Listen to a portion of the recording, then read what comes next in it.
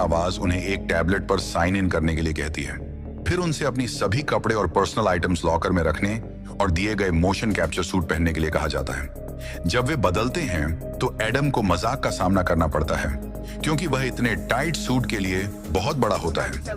Karl अपनी जली हुई स्किन का डरावना निशान दिखाता है और आंद्रे बताता है कि वह पहले एक सोल्जर रह चुका है। जब सभी तैयार हो जाते हैं तो वे एक स्कैनर वाले कमरे में जाते हैं। एआई आवाज उन्हें स्कैनर पर खड़े होने और अपने यूजर नेम बोलने के लिए कहती है। फिर वे अपना नया इक्विपमेंट उठा सकते हैं। यह एक एडवांस्ड गियर सूट है जिसमें एक वीआर हेलमेट होता है जो उनकी रीढ़ से जुड़ता है ताकि वे पूरी तरह से वर्चुअल वर्ल्ड में समा सकें।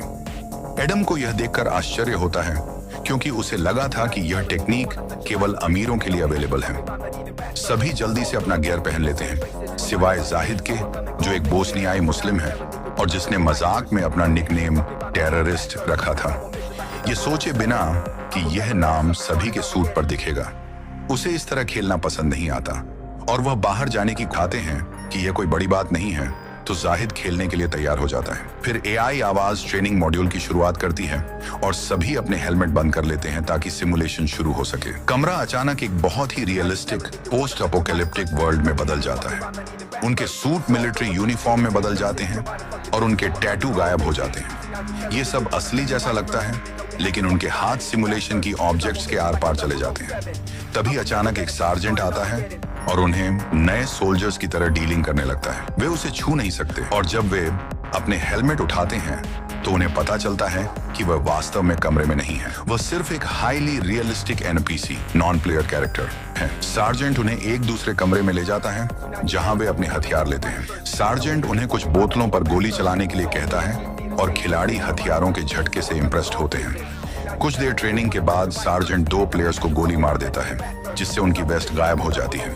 क्योंकि यह सिर्फ एक ट्यूटोरियल है, इसलिए वे तुरंत अपनी वेस्ट वापस पा लेते हैं। सार्जेंट समझाता है कि एक बार गोली लगने का मतलब है कि उनकी सेफ्टी खत्म हो जाएगी और वे अनसिक्योर्ड हो जाएंगे।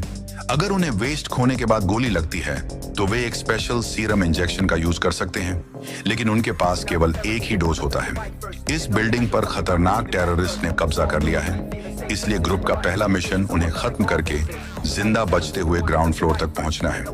जो ऐसा कर पाएंगे उन्हें असली दुनिया में इनाम मिलेगा। सार्जेंट के गायब होने के बाद आंद्रे अपने मिलिट्री एक्सपीरियंस के कारण ग्रुप का लीडर बनने का फैसला करता है और उन्हें चुपचाप रहने के टिप्स देता है।